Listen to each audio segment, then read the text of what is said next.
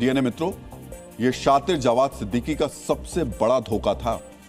उसकी यूनिवर्सिटी हलाल नहीं, हराम के पैसों से चल रही थी। उसकी यूनिवर्सिटी नाजायज तरीके से कमाए गए, आम भारतीयों से ठगे गए पैसों से खड़ी की गई थी। यानी अल फलाह यूनिवर्सिटी की बुनियाद ही पाप की कमाई पर खड़ी थी। डीएनए मित्रों, हराम की फंडिंग के लिए जवाद सिद्दीकी ने इस्लाम के नाम पर धोखाधड़ी की और आम मुसलमानों की धार्मिक भावनाओं का शोषण किया। यह काम शरिया बैंकिंग सिस्टम के नाम पर किया गया। जवाद सिद्दीकी के फर्जीवाड़े को समझने के लिए शरिया बैंकिंग सिस्टम को भी समझना होगा। दरअसल इस्लाम के सिद्धांत के मुताबिक बिना मेहनत के कमाया गया पैसा हराम है। इसलिए इस्लाम में ब्याज को यानी इंटरेस्ट को निषिद्ध यानी हराम बताया गया है।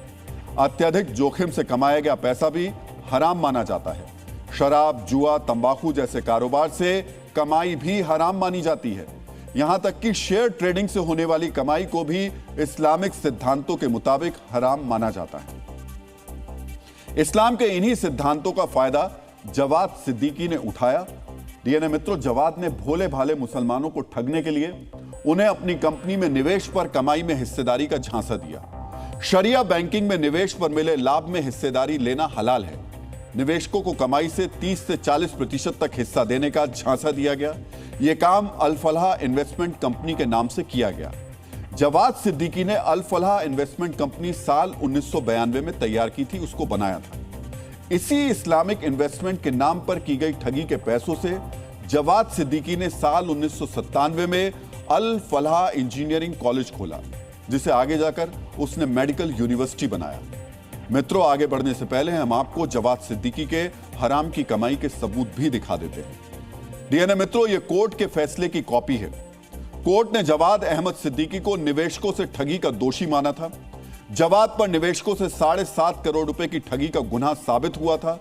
इस अपराध से जो हम आपको बता रहे हैं, निवेशकों से 7.5 करोड़ रुपए की ठगी, ये जो कागज हम आपको दिखा रहे हैं उसमें साफ साफ लिखा है कि कैसे इसकी कंपनी ने निवेशकों से 7.5 करोड़ रुपए की ठगी की थी। और ये सब कुछ कर रहा था ये मजहब के नाम पे, धर्म के नाम पर। 37 महीने धोखाधड़ी के मामले में ये जवाद सिद्दीकी जेल में भी रह चुका है। सोचिए आप, दिल्ली की तिहाड़ जेल में 3 साल से ज्यादा समय रह चुका है। ठगी के इन्हीं पैसों ने जवाद ने अपनी कथित इस्लामिक यूनिवर्सिटी तैयार की। इसलिए कहा जा रहा है कि अल फलाह यूनिवर्सिटी हलाल की नहीं, हराम के पैसों से खड़ी की गई थी। जवाद ने सिर्फ हराम यानी ठगी के पैसों से यूनिवर्सिटी नहीं खड़ी की, उसने इसे चलाने के लिए भी इसी पैसे का इस्तेमाल किया। डीएनए मित्रों, एजेंसियों की जांच में तथ्य मिले हैं कि अल फलाह यूनिवर्सिटी को अरब देशों की संदिग्ध कंपनियों से करोड़ों रुपए का दान मिला। ध्यान से सुनिए, यह दान मेडिकल रिसर्च के नाम पर मिला। फिर से सुनिए, यह दान जवाद की यूनिवर्सिटी को मेडिकल रिसर्च के नाम पर मिला। लेकिन सच यह है, यूनिवर्सिटी में मेडिकल रिसर्च हो ही नहीं रही थी। यानी जो फंडिंग हुई वो इस्लाम के सिद्धांतों के मुताबिक जायज नहीं थी। अब सवाल यह है कि यूनिवर्सिटी में मेडिकल रिसर्च नहीं हो रही थी तो हो क्या रहा था? क्या यह पैसा आतंकवादी गतिविधियों की रिसर्च में खर्च हो रहा था? डीएनए मित्रों, ज़कात इस्लाम में एक बहुत पवित्र शब्द है। ज़कात को इस्लाम का तीसरा सबसे अहम फर्ज बताया गया है। सरल शब्दों में ज़कात वो धन है जो एक मुस्लिम गरीब और जरूरतमंद मुसलमानों की मदद के लिए दान देता है। इस्लामिक यूनिवर्सिटी का झांसा देने वाले जवाद सिद्दीकी ने ज़कात में ठगी की। जांच में यह तथ्य भी सामने आए हैं कि उसने कई कट्टरपंथियों से इस्लामिक यूनिवर्सिटी के नाम पर ज़कात का पैसा भी लिया।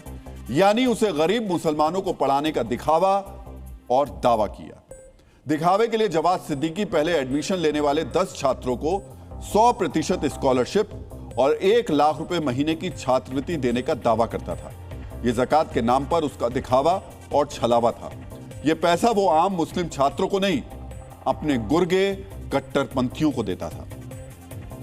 जो ज़कात का पैसा ले और वो नाजायज यानी जिस मकसद के तहत वो ले रहा है ज़कात का पैसा, उस मकसद में ना लगाए पैसा, दूसरे मकसद में इस्तेमाल कर ले, तो वो हराम हो जाएगा। यानी वो जायज़ जो है वो नहीं होगा। यानी गरीब मुसलमानों का हक मारकर वो पैसा आतंक की यूनिवर्सिटी में लगा रहा था।